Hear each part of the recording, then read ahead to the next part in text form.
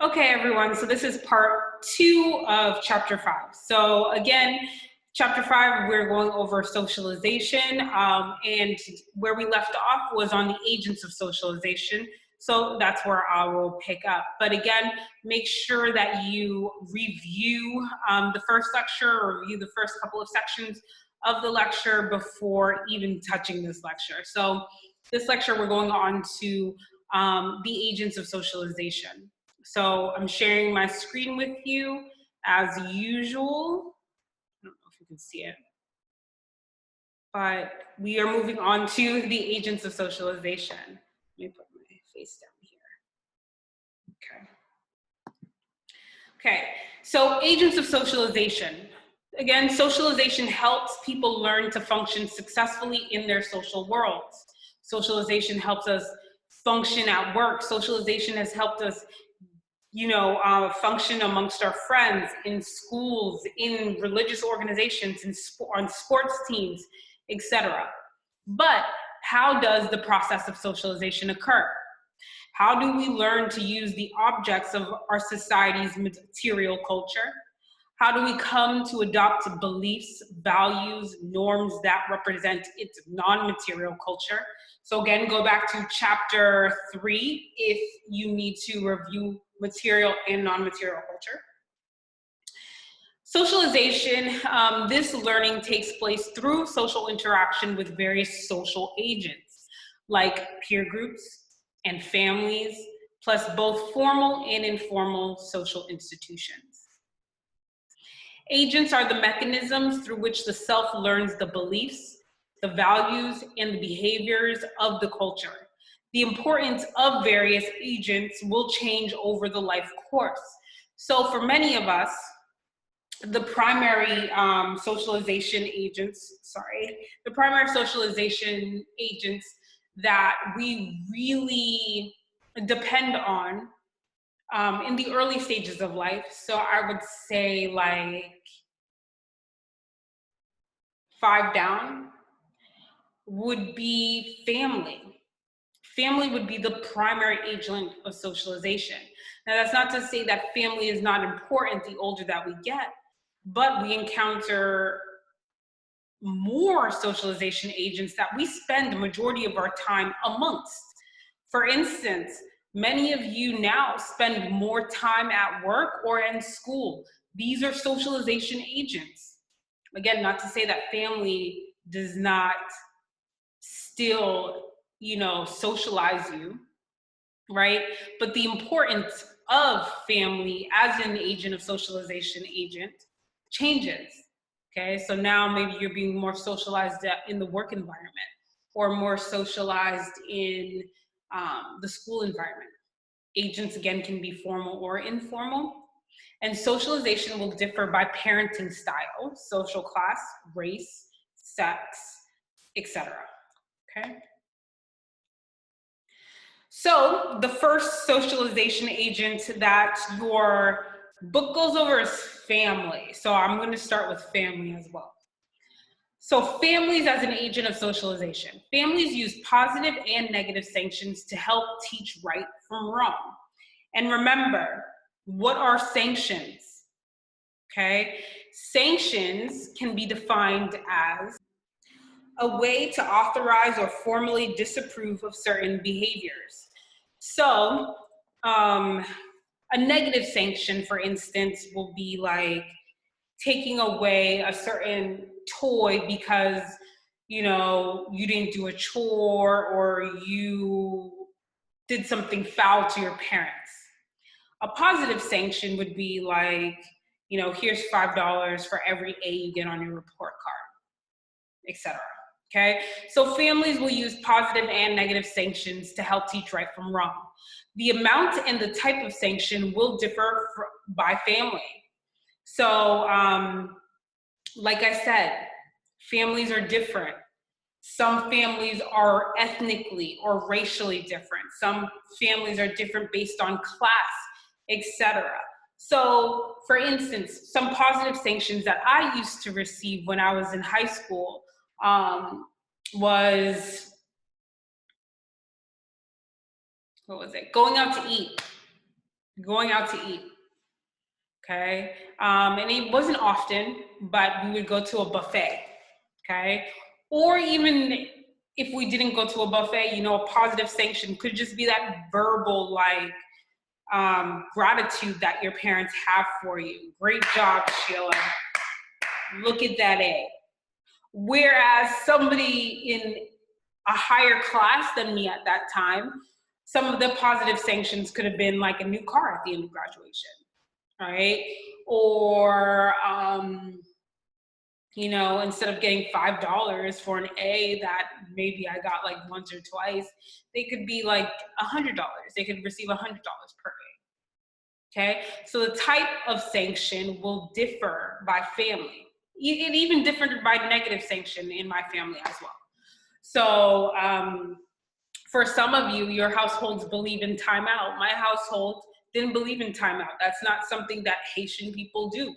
Okay, so it was a type of corporal punishment that I received when I did something naughty. So timeout wasn't something that Haitians do.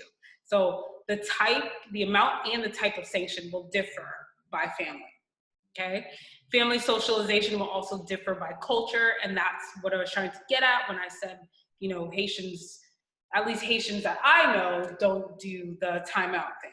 Okay, and the number of children in a household and the birth order can also influence an individual's socialization as well. Here you can think about middle child syndrome, right? Or if you're the oldest in your family. For some, I'm the oldest in my family. So for some of you, you may have this experience too. The oldest child always gets blamed for every other child's mistakes. My parents were the hardest on me. Okay, whereas the middle child, right, is kind of like the lost one, the one that doesn't, the one that perceives him or she or they don't get any kind of attention, or that their parents don't love them. And then the younger child that gets away with everything, can do whatever they want, etc. Okay, so families as agents of socialization.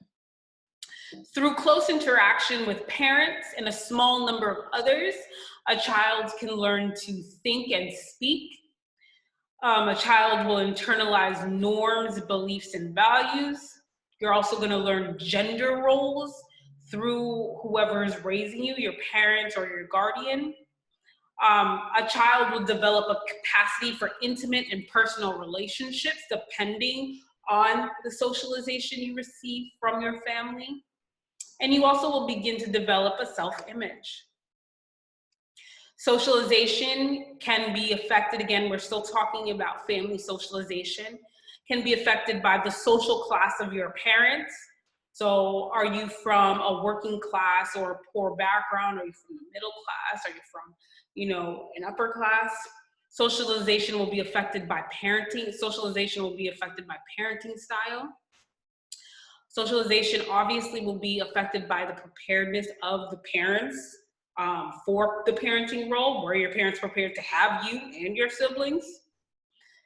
Socialization will be affected by the psychological health of parents, okay? So for instance, neglect, abuse, abandonment of children. Socialization will also be affected by the family type. And again, families come in all different beautiful shapes and sizes. So are you being socialized in a single family, a single parent home, a same gender loving family home, a blended family, you know, a nuclear family, etc. Okay. Again, this is a figure from your textbook. The socialized role of dads and moms will also vary by society. So keep that in mind. Another socialization agent, and I'm going to go back, is peer groups. Okay, your friends as agents of socialization. Peer groups are defined as individuals, usually of the same age, who enjoy approximately equal status. In childhood, peer groups are formed largely by accident of association. I don't remember how I became with any friends with any of my friends from elementary school. I'm just assuming we sat down next to each other and we were just like, let's be friends. I don't even think that conversation happened. I think it was just like, you're playing with me today. And we ended up playing for decades, okay? Later in life, peer groups tend to we tend to choose peer groups based on certain criteria. So now, as I'm older, right, I'm not going to say, you know, I look for friends, right? But when it comes to building friends and who I become friends with, most of my friends are like me. We have the same interests. We have the same values. We believe in the same norms, etc. Okay? Peer groups are the only agent of socialization in childhood that are not controlled by parents. Okay? And I put an asterisk, I believe, next to this. Let me move this bar. At least I see the bar. I don't know if you guys see the bar. But they're the only agent of socialization that are not controlled by parents. I put an asterisk next to this. The reason why, again, agents of socialization will differ. Not that agents of socialization will differ, but some of our families did control our friendships, okay? And whether or not those friendships continued. So in the classroom, we definitely could be friends. But outside of the classroom is where those friendships really like create bonds, okay?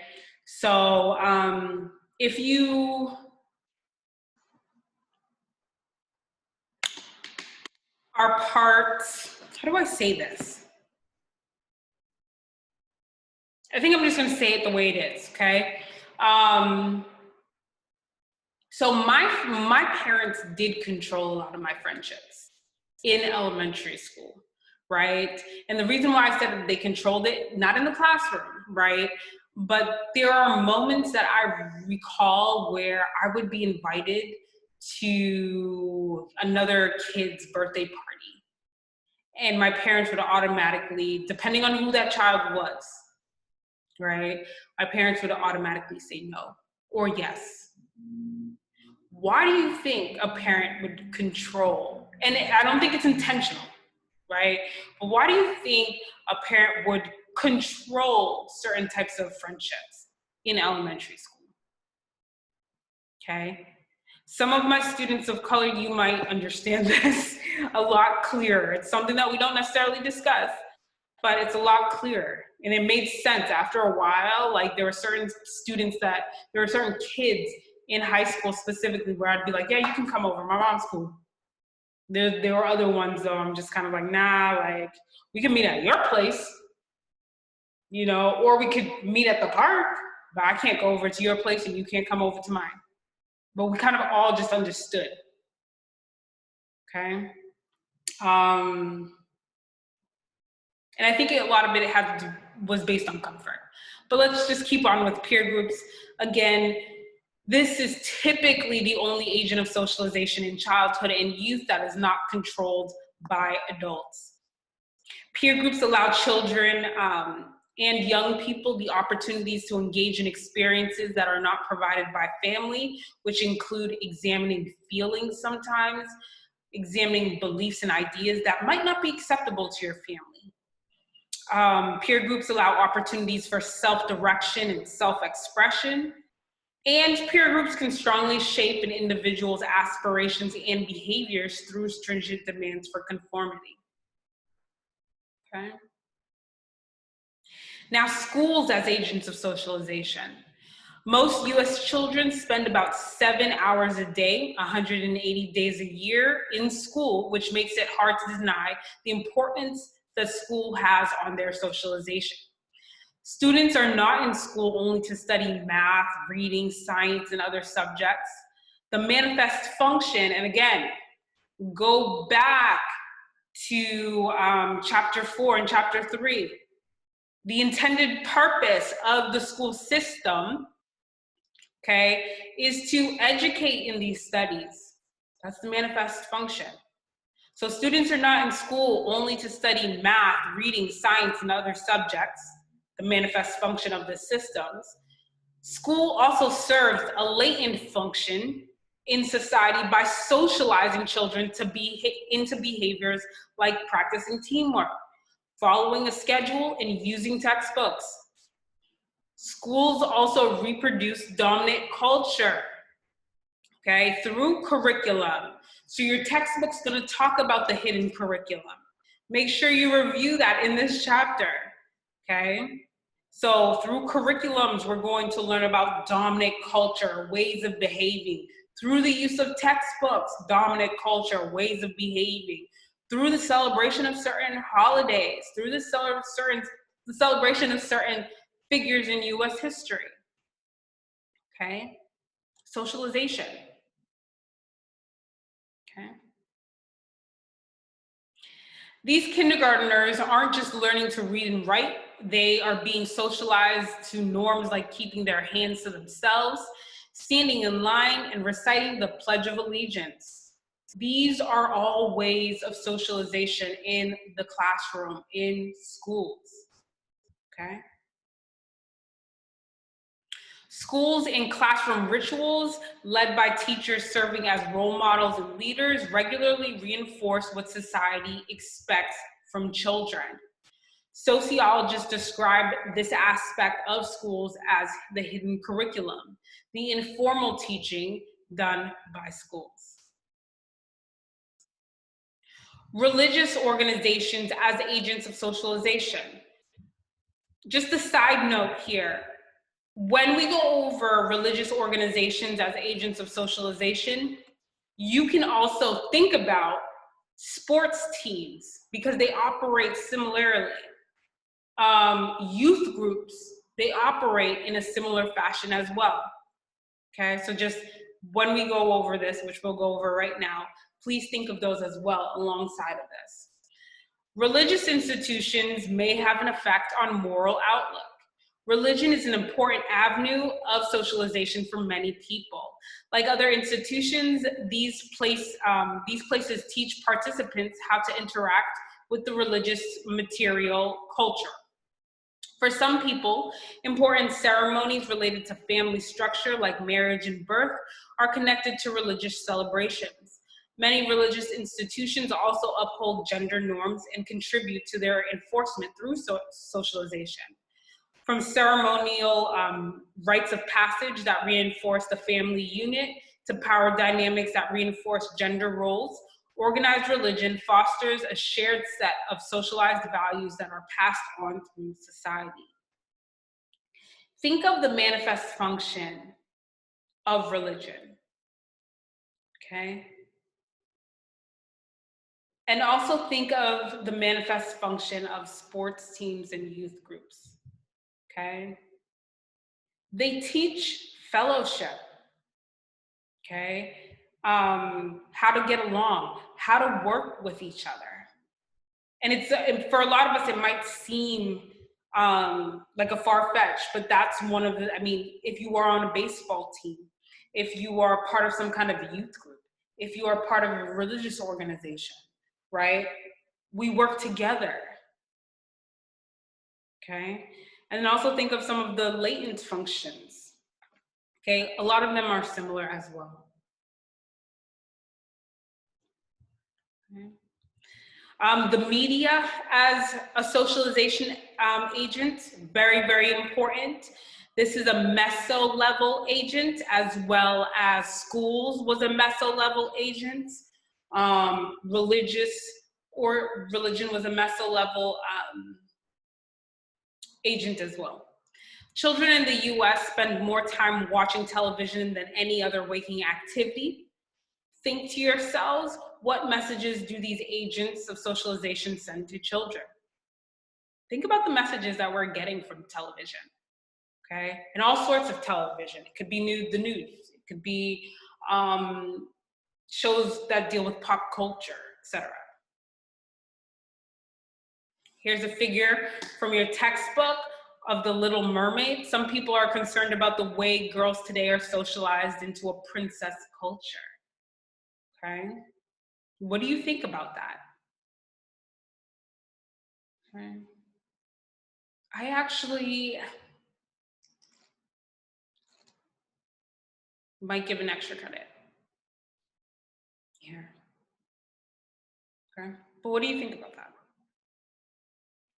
The mass media has become an important agent of socialization, often overriding the family and other institutions and instilling values and norms. The American mass media plays a major role in teaching Americans to buy and consume goods and other values. Okay? If any of you have ever read Fast Food Nation, mass media has been a great tool in getting people to really subscribe to this fast food kind of culture that we have here in the United States. Specifically, the way that they advertise when it comes to fast foods using primary colors, the bright reds, the yellows, the blues. Look at Wendy's, look at Burger King, look at McDonald's, etc. Okay, Sonic's. What's that? Long John Silver. Like they all use the same kind of colors that kind of, like are bright and like just draw children to. Okay.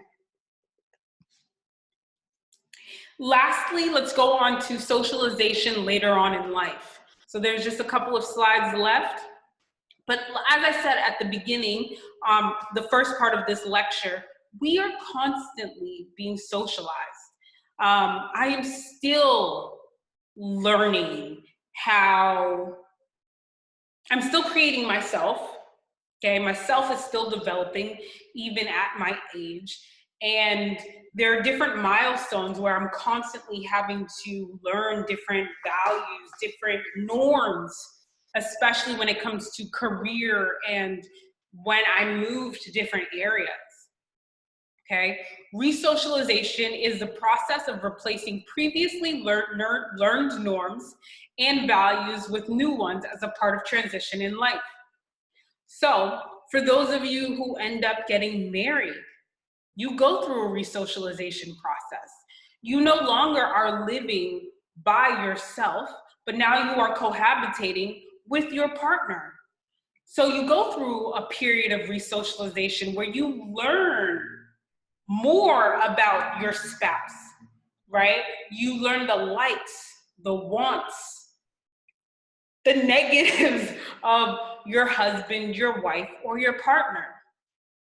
If you become or have a career switch, you become a new employee, you go through a resocialization period, okay? You have to learn the life, the behavior, the norms in that setting, okay? Lastly, for those of you who might be your first year in college, you are going through a resocialization period. In fact, we are all going through a resocialization period right now where almost the entire United States is working online. We are learning online. So, I find myself now having to really check a lot of students online. Read your email before you send that to me because it's sounding pretty rude. Or even the way I respond to students, hey, I just want to make sure you're okay and that you're understanding the material and that you're getting a hang of this online thing. Whereas I think things would have been so much more different if we weren't in this pandemic and we were not that I know, I know, not that I think, I know. If this was a face-to-face class, you guys are on your own. I do not teach Blackboard. You learn it. Nobody taught me Blackboard. I had to learn it, okay? But now it's a different kind of environment. We're learning how to just navigate it. What are the norms of talking to people online? especially in like a school setting format. This is not like we're in like a chat room or something like that. It's different, okay?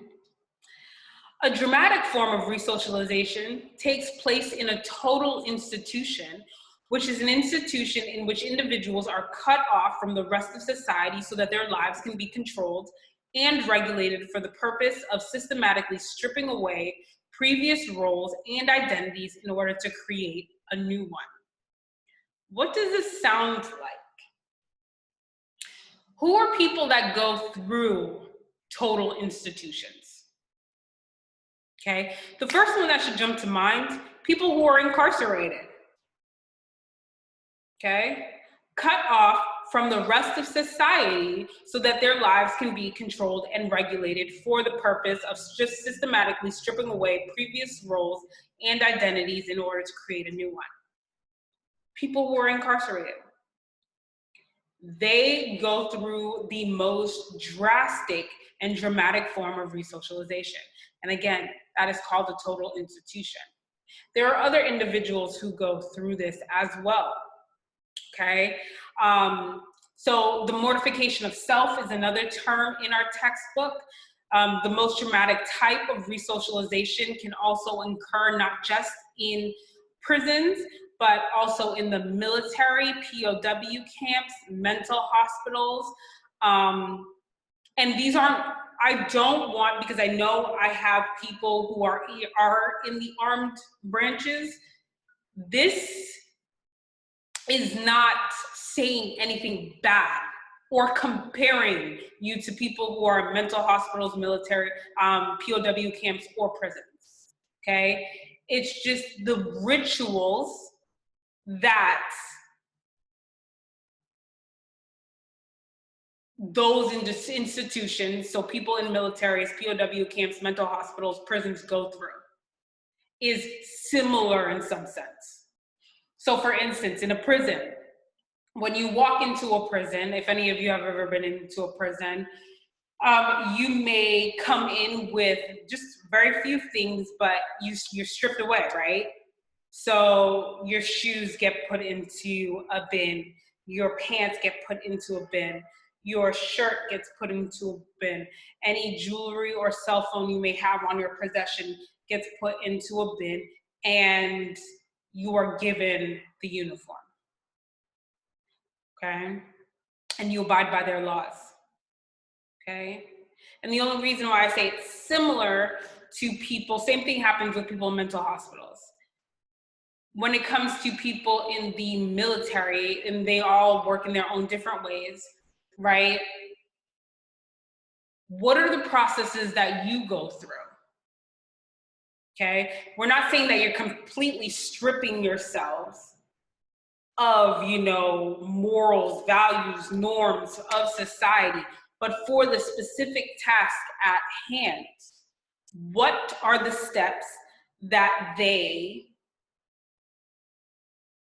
put you through so that you can get your job accomplished in the military? That is a form of resocialization, okay? Just like marriage, okay? But we would say that the military is way more drastic, okay? In basic training, members of the Air Force are taught to walk, move, and look like each other. This is a figure taken from your book, okay? The takeaway points. Human beings are unfinished at birth. Socialization makes us human. We are socialized into ways of the people around us. We're socialized into the way of the culture around us. The self is created and maintained through social interaction, okay? We are still unfinished. I'm still learning about myself. I'm still being socialized into the ways of people around me. You are too, okay? So that's the end of chapter 5. You will see this in just a few moments, okay? So make sure you guys read the text. And again, as usual, quiz next week, etc. Not next week, this week. Bye, guys.